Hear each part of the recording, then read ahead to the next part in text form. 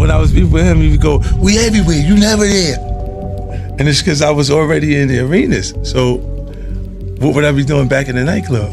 Yeah. At that point. I like to tell the people home, I feel so safe tonight with all this police protection courtesy of G Unit.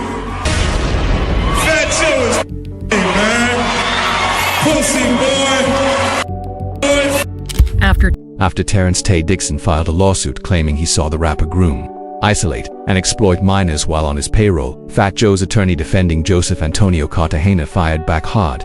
But then 50 Cent entered the chat, and everything exploded. 50 just broke his silence, accusing Fat Joe of trying to have him killed.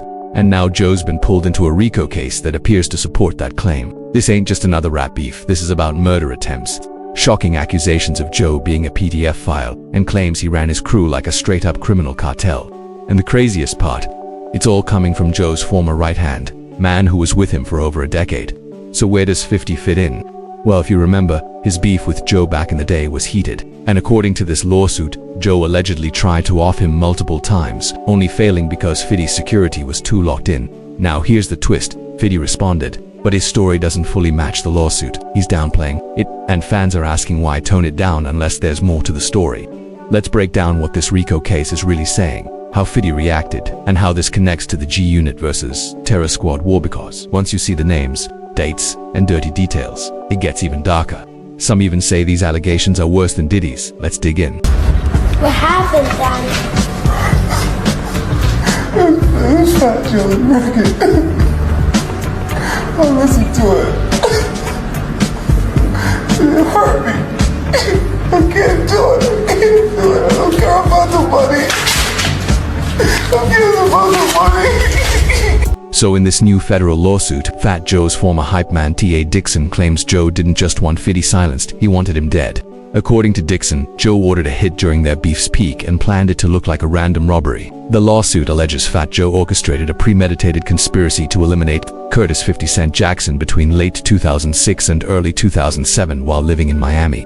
Joe allegedly got word that 50 was at a New York venue and immediately put a hit out, but the attempt never happened because 50's security, described as Navy SEAL level, was too locked in. The hitmen backed off. The complaint claims Joe was furious the hit didn't go through, even saying he wanted a bag on 50's head and was openly shaken and angry when it failed, showing this wasn't just talk, it was plotted and planned. Dixon says Joe's team even used 50's tour dates to track his movements and planned to ambush him multiple times. When this hit the news, everyone expected 50 to clap back, but instead, he posted a pic of him and Joe, with Young Buck's Prices on My Head playing in the background, calling the whole lawsuit a stick-up. He even defended Joe, writing, "These claims aren't credible. Sorry Joe has to go through this mess."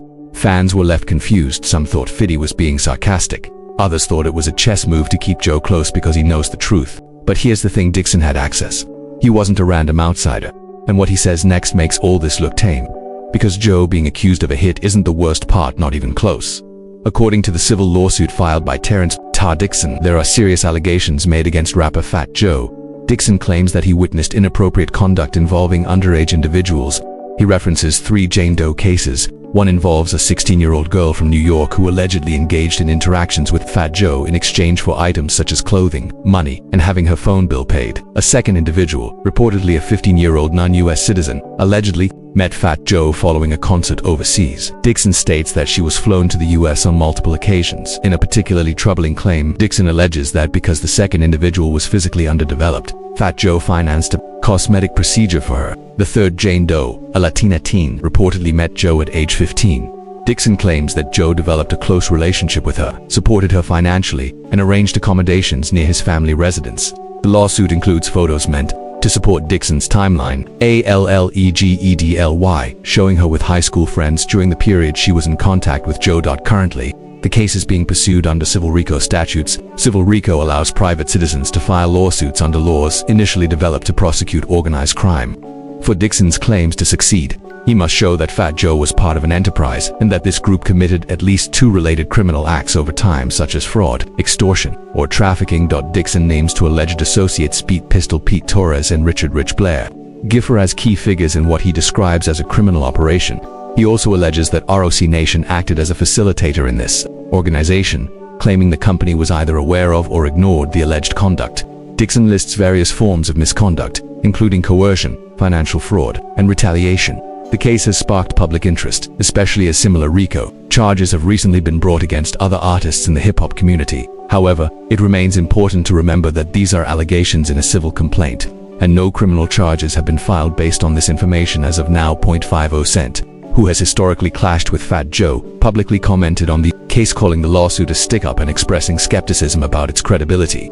Some observers have noted the contrast between his reaction to this lawsuit and his responses to other public scandals involving fellow artists, etc. As Diddy or Jay-Z, whether 50 Cent's response is strategic or sincere remains open to interpretation. As the case progresses, questions continue to circulate about Dixon's motivations, the timing of the lawsuit, and what it could mean for others named or implicated. Only further legal proceedings will clarify the full scope and validity of these claims.